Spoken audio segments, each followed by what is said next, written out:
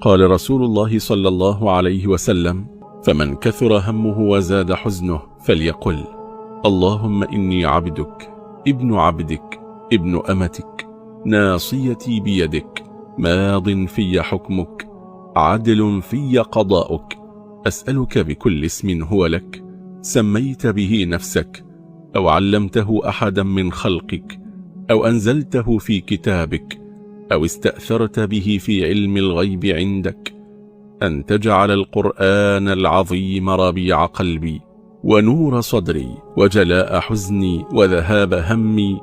إلا أذهب الله همه وحزنه وأبدله مكانه فرجا. قال رسول الله صلى الله عليه وسلم: فمن كثر همه وزاد حزنه فليقل: اللهم إني عبدك ابن عبدك ابن أمتك، ناصيتي بيدك، ماض في حكمك.